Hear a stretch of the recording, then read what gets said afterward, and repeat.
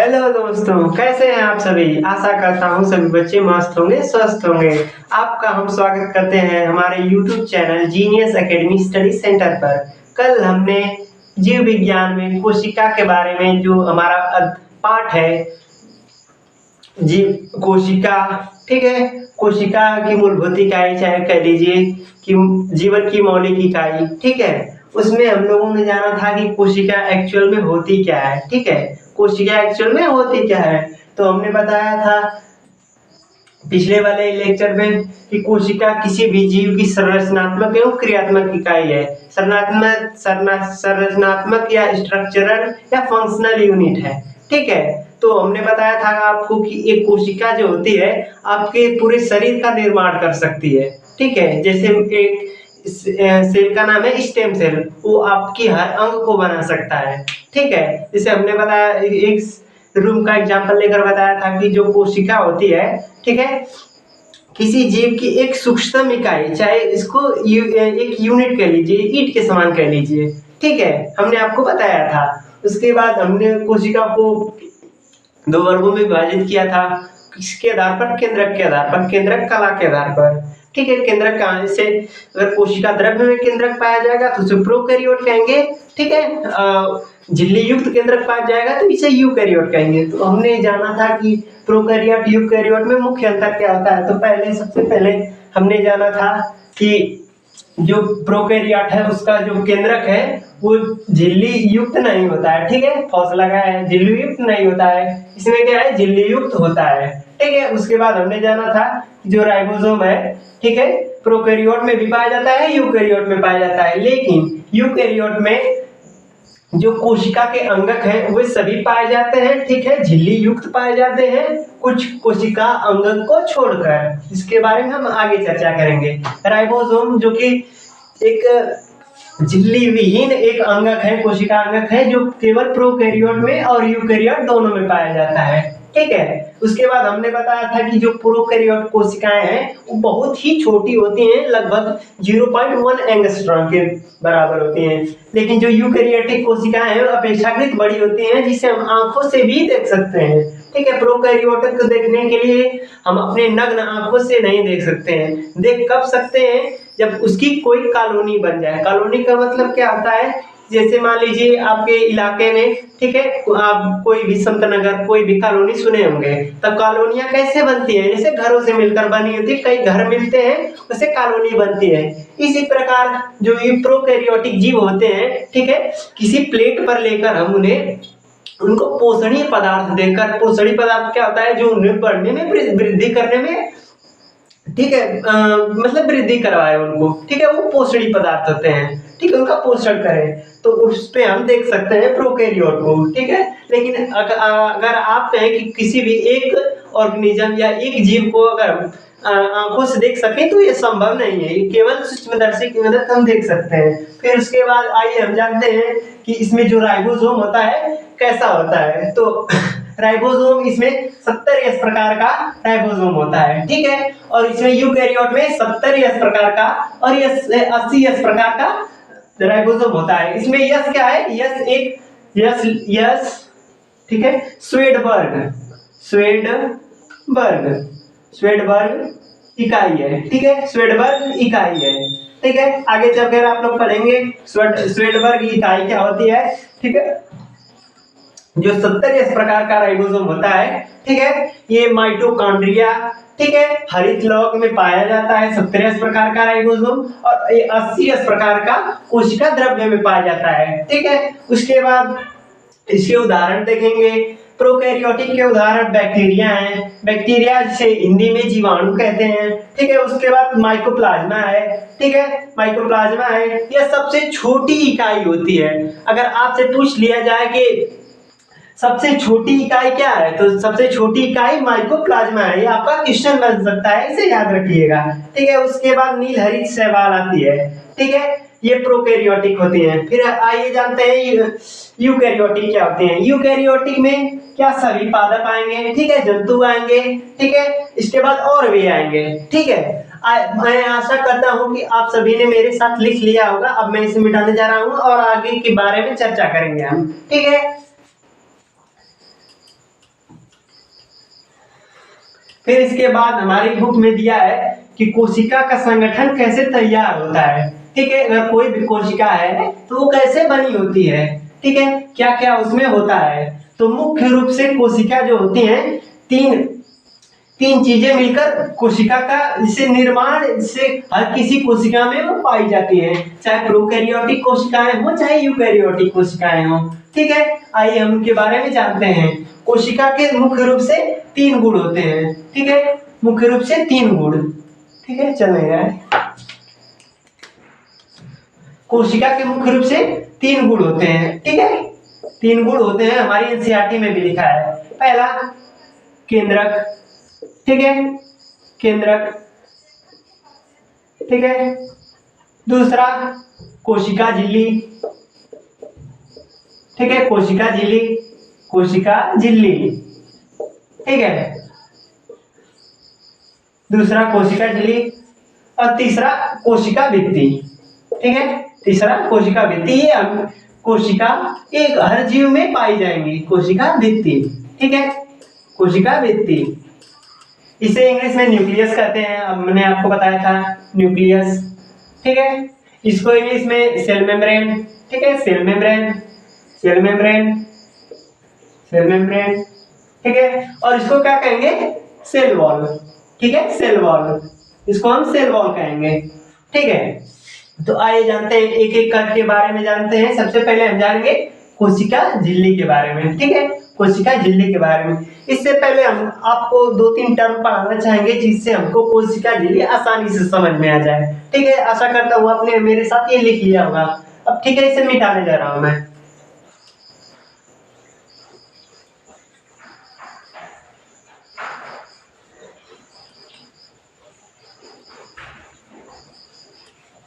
सबसे पहले आता है विसरण। ठीक है, विसरण, विसरण, विसरण,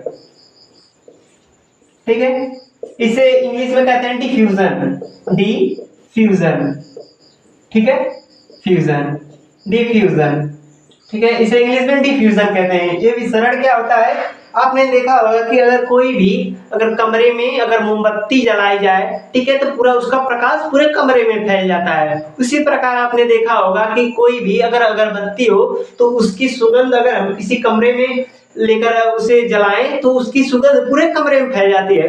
उसी प्रकार विसरण होता है। विसरण एक ऐसी प्रक्रिया है, लिखेंगे विसरण, ठीक है, विसरण एक ऐसी प्रक्रिया है, एक ऐसी प्रक्रिया, ऐसी प्रक्रिया है जिसमें,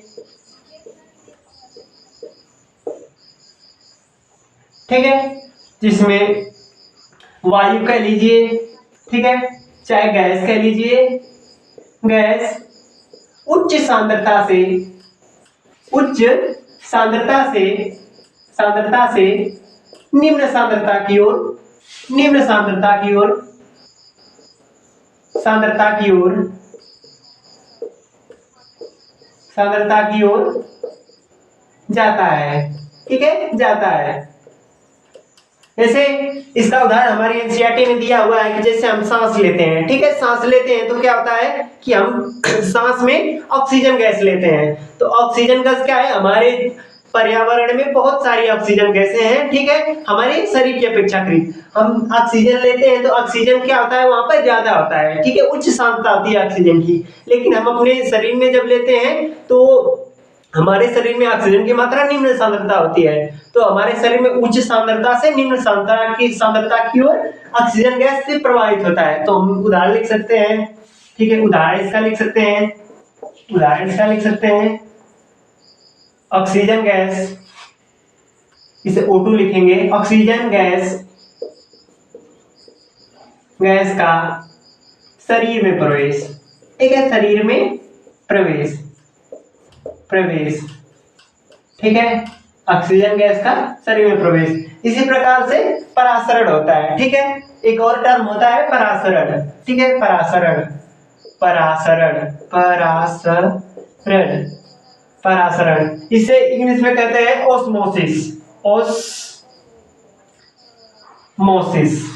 ठीक है। ओस्मोसिस यानी परासरण।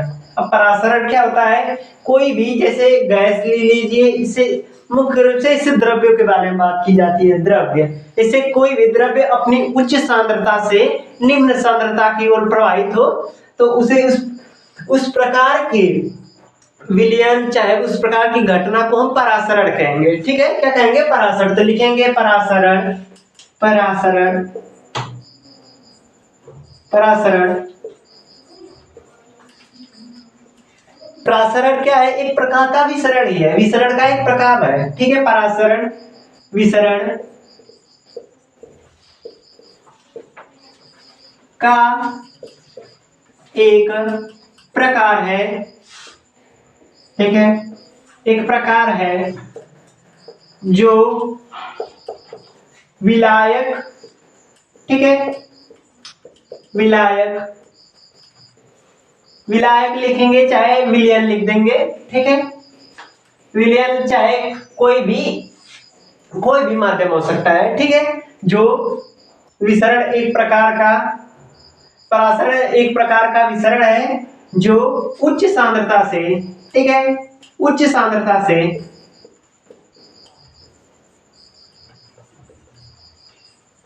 सांद्रता वाले विलयन, उच्च सांद्रता वाले विलयन के विलायक, उच्च सांद्रता वाले विलयन के विलायक,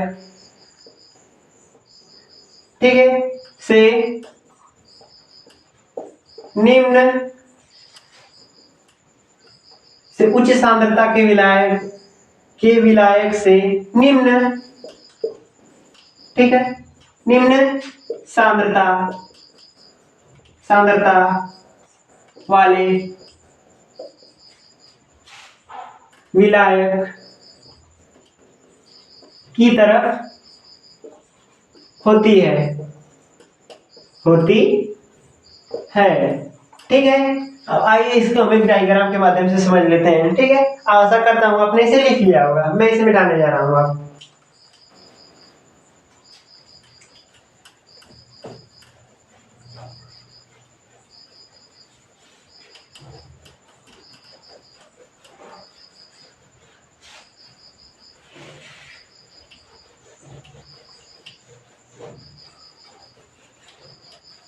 ठीक है, सबसे पहले क्या देखेंगे, विसरण। जैसे मान लीजिए ये कमरा है, ठीक है, ये कमरा है, ठीक है, यहाँ पर हमने मोमबत्तियां जला दी। जैसे मान लीजिए कोई मोमबत्ती है, ठीक है, मोमबत्ती है, ये जल रही है, ठीक है, जल रही है। और यहाँ पर मान लीजिए कोई बेड है, ठीक है, बेड है, ठीक है, कोई यहाँ पर सोया हुआ है, ठीक है, कोई सोया है, ठीक है। तो ये जैसे मान लीजिए अगरबत्ती है, क्या है, अगरबत्ती, अगरबत्ती, ठीक है, कोई भी एग्जाम्पल लिख सकते हैं। ये अगरबत्ती है और आदमी सोया हुआ है। तो अगरबत्ती क्या होती है कि ये यहाँ पर इसकी सांद्रता उच्च है, यानी इसके जो गैस के पार्टिकल्स है यहाँ पर ज्यादा है, तो ये क्या करेंगे, उच्च सांद्रता से निम्न सांद्रता की ओर यहाँ पर प्रवाहित होंगे। ठीक है, और ये आदमी सूंघ लेगा और इसे पता चलेगा कि कमरे में अगरबत्तियां जली हैं। ठीक है, अगरबत्तियां जली हैं। ठीक है, ये विसरण का है, विसरण, ठीक है, विसरण। ठीक है, दूसरा एग्जांपल देखते हैं परासरण का, परासरण, ठीक है, परासरण। ठीक है, परासरण क्या होता है, जैसे मान लीजिए ये कोई विलयन है, ठीक है, ठीक है, कोई विलयन है, ये कोई विलयन है, ठीक है, ये कोई विलयन है, इसमें इसकी सांद्रता, ये जल है, ठीक है, जल है, ठीक है, जल है। उसके बाद ये क्या है, विलय है, ठीक है। जल क्या है, विलायक, जिसमें कोई भी द्रव्य, किसी द्रव्य चाहे कोई ठोस घुला हो, ठीक है, जिसमें उसे विलायक कहेंगे और जो घुला हो उसे विलय कहेंगे। इसे क्या कह देंगे, विलय, ठीक है, विलय, ये विलय है, ठीक है, ये विलय है। मान लीजिए चीनी है, ठीक है, चीनी है, चीनी है, ठीक है। और इसमें इधर क्या है, इधर मान लीजिए इधर कम सांद्रता है, ठीक है, कम सांद्रता, ठीक है, कम सांद्रता। और यहाँ पर ठीक है, यहाँ पर क्या दिख रहे हैं, यहाँ पर देखिए जल के अणु कम है, ठीक है, जल जो कि विलायक है, ठीक है, विलायक है, विलायक है, और यहाँ पर ये क्या है, चीनी है, ठीक है, चीनी है, चीनी है, चीनी क्या है, विलेय है, ठीक है, विलेय है, चीनी विलेय है। देखिए ये अधिक सांद्रता है, ठीक है, अधिक सांद्रता, अधिक सांद्रता, अधिक सांद्रता। देखिए अब क्या होगा इसमें परासरण में कि जो विलायक के अणु होंगे, विलायक के अणु क्या है, ये जल है, ठीक है, विलायक के अणु उच्च सांद्रता से, ठीक है, विलायक के अणु उच्च सांद्रता से निम्न सांद्रता की ओर जाएंगे। तो यहाँ पर क्या है, उच्च सांद्रता से, लेकिन यहाँ पर जो विलायक है वो कम है, ठीक है, विलायक कम है, तो यहाँ से क्या होगा, निम्न सांद्रता से, ठीक है, जल के अणु, यानी इसमें अगर परासरण होगा तो सिर्फ विलायक के अणु जाएंगे, विलेय के अणु नहीं जाएंगे, तो विलायक अणु इसमें चले जाएंगे, ठीक है, विलायक अणु चल जाएंगे, यानी निम्न सांद्रता से, ठीक है, उच्च सांद्रता की ओर किसी विलायक का, ठीक है, विलायक का परिवहन एक प्रकार का परासरण होता है, ठीक है, परासरण होता है। फिर इसके बाद आइए हम जानते हैं कि कोशिकाएं जो होती हैं, ठीक है, कोशिका की जो बताया था हमने 3 गुण, पहला केंद्रक, दूसरा कोशिका झिल्ली, तीसरा कोशिका भित्ति। आइए कोशिका झिल्ली के बारे में जानते हैं, ये 2 टर्म हमने पढ़ लिया, आप याद कर चुके होंगे आशा करता हूँ, ठीक है। अच्छा ये क्या होता है, विलायक, विलेय क्या होता है, देखिए कोई भी विलयन से लिख लेंगे, विलयन, विलयन मुख्य रूप से 2 चीजों से मिलकर बना होता है, एक विलायक, ठीक है, एक विलायक, ठीक है, एक विलेय, एक विलेय, ठीक है, विलेय को इंग्लिश में सॉल्यूशन कहेंगे, ठीक है, इसे सॉल्वेंट कहेंगे, इसे सॉल्यूट कहेंगे, ठीक है। कोई भी विलेय विलायक और विलेय से मिलकर बना होता है। हमने बताया आपको कि विलेय क्या होता है, विलेय जो जिसमें घोला जाता है जिस चीज को, वो विलेय होती है। जिससे हमने चीनी को घोला, वो क्या है, विलेय है। जिसमें घोल आ जाता है, जिसमें किसी भी ठोस या द्रव को घोला जाता है, वो क्या है, विलायक है, ठीक है। आगे चल के हम पढ़ेंगे इसके बारे में, ठीक है।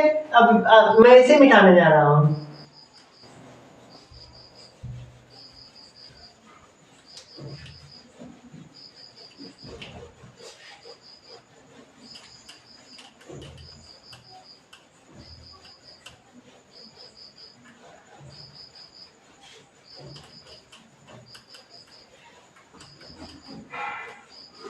चलिए देखते हैं कोशिका झिल्ली के बारे में। कोशिका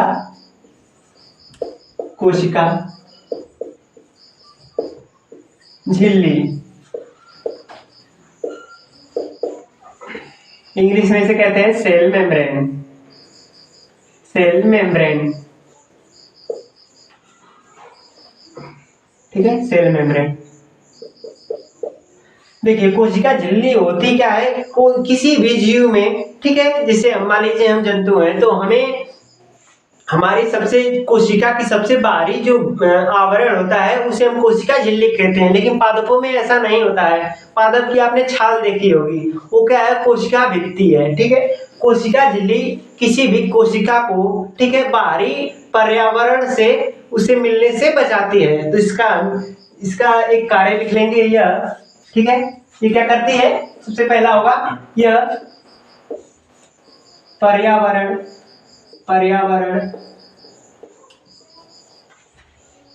से कोशिका को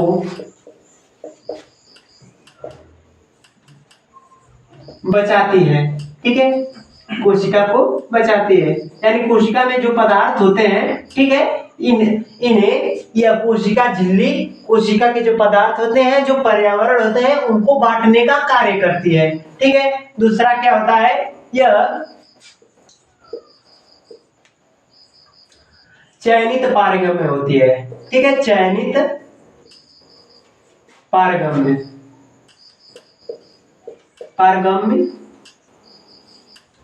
होती है, ठीक है, चयनित पारगम्य होती है, ठीक है। अब चयनित पारगम्य क्या है, हम आपको 4 झिल्लियां पढ़ाएंगे, ठीक है। 4 झिल्लियां देख लीजिए पहले, 4 झिल्लियां कौन कौन सी हैं, ठीक है। पहला है पारगम्य झिल्ली, पारगम्य झिल्ली, ठीक है। दूसरा है अपारगम्य झिल्ली, अपारगम्य झिल्ली, ठीक है। तीसरा है अर्धपारगम्य झिल्ली, अर्धपारगम्य, अर्धपारगम्य झिल्ली। और चौथा है चयनित पारगम्य झिल्ली, चाहे वर्णात्मक, इसे आपके बुक में दिया होगा चयनित या वर्णात्मक, ठीक है। चयनित या वर्णात्मक हम लिख लेंगे चयनित पारगम्य, ठीक है। चयनित पारगम्य, पारगम्य, चयनित पारगम्य, ठीक है। अब ये क्या होती है, क्या है पारगम्य, यानी ऐसी झिल्ली जिसमें विलेय के कण, विलायक के कण आपस में इधर उधर जा सकते हैं, ठीक है। ये क्या होती है पारगम्य झिल्ली। और पारगम्य झिल्ली क्या होती है, जैसे कोई भी मान लीजिए जैसे रबड़ है, ठीक है, ये मार्कर है, अगर इसमें से हम कोई भी चीज प्रोवाइड करें तो ये नहीं जाएगी, तो ये क्या है अपारगम्य है, ठीक है। अर्धपारगम्य क्या होती है, जैसे एक झिल्ली होती है सोले फेन की एक झिल्ली होती है, ठीक है, वो अर्धपारगम्य होती है, वो सिर्फ विलायक के अणुओं को एक मतलब एक विलयन से दूसरे विलयन में जाने देती है, ठीक है। ये अर्धपारगम्य होती है। चयनित पारगम्य क्या होती है कि कुछ विशेष प्रकार के अणुओं को स्थानांतरित करती है, वो चयनित पारगम्य होती है। इसीलिए हमने बताया हमारी जो कोशिका झिल्ली होती है वो चयनित पारगम्य है, ठीक है। हमने ये जान लिया, ठीक है। अभी मैं इसे मिटाता हूँ और अगला स्टार्ट करता हूँ, अगला पॉइंट, ठीक है।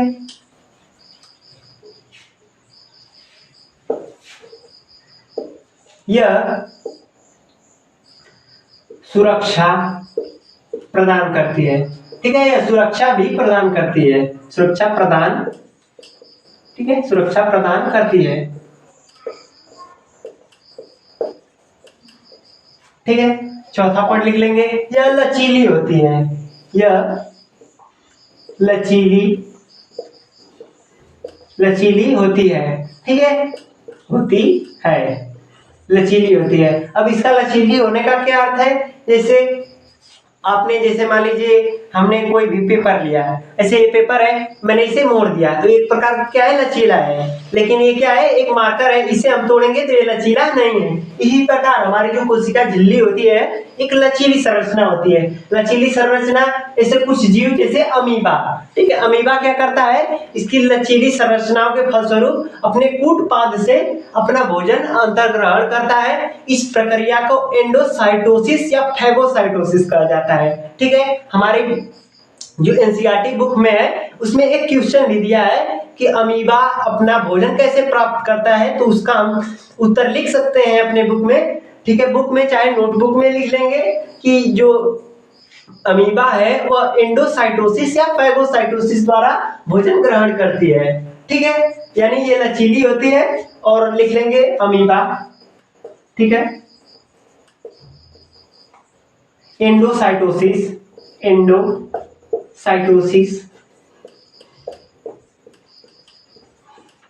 एंडोसाइटोसिस द्वारा भोजन ग्रहण करती है, ठीक है, ग्रहण करती है, ठीक है, ग्रहण करती है, ठीक है।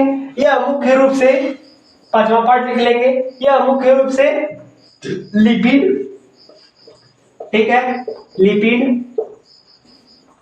और प्रोटीन, ठीक है, प्रोटीन, लिपिड और प्रोटीन की बनी होती है। लिपिड क्या होता है, जैसे तेल है उसी प्रकार लिपिड भी होता है, ठीक है, एक चिपचिपी सी संरचना होती है लिपिड, जो एक प्रकार का कार्बनिक है, कार्बनिक यौगिक कह लेंगे। प्रोटीन भी एक प्रकार का कार्बनिक यौगिक है, ठीक है। इसके बारे में जैसे लिपिड क्या है, इसमें लिपिड मोडिफाइड लिपिड होता है, ग्लाइकोलिपिड होता है, ठीक है, ग्लाइकोलिपिड नहीं फॉस्फोलिपिड होता है, क्या होता है फॉस्फोलिपिड, जो लिपिड होता है फॉस्फोलिपिड, फॉस्फो, ठीक है, लिपिड, इसमें फॉस्फोलिपिड होता है। जो प्रोटीन होता है वो रूपांतरित प्रोटीन ग्लाइकोप्रोटीन होता है, ग्लाइकोप्रोटीन, ठीक है, इसमें ग्लाइकोप्रोटीन होता है। इतनी ज्यादा डीप में जाने की जरूरत नहीं है, ठीक है, ये 11th में पढ़ा जाता है, हम लोग बस ये जान सकते हैं कि इसकी संरचना लिपिड और प्रोटीन से बनी होती है।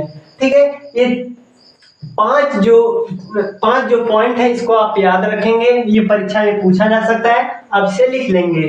ठीक है, इसके बाद हम कल से एक जो दूसरी संरचना थी कोशिका भित्ति, उसको हम स्टार्ट करेंगे। ठीक है, आशा करता हूँ आप सभी को यह लेक्चर पसंद आया होगा। ठीक है, आप इसे अच्छे से रिवाइज करें। ठीक है, इसको लिखें। ठीक है, हम आपको इस चैप्टर की एक पीडीएफ भी प्रोवाइड करेंगे इसकी नोट्स की। ठीक है, हम एक चैनल बनाने जा रहे हैं। ठीक है, हमारे जीनियस एकेडमी स्टडी सेंटर की, उस पे हम आपको इस चैप्टर की नोट्स भी प्रोवाइड करवाएंगे, जिससे आपको परीक्षा में, ठीक है, मदद मिले। ठीक है, अर्धवार्षिक परीक्षा आपकी हो ही रही होगी। ठीक है, वार्षिक परीक्षा में आप अच्छे से तैयारी करें। ठीक है, आशा करता हूँ आपको ये लेक्चर समझ में आया होगा। धन्यवाद।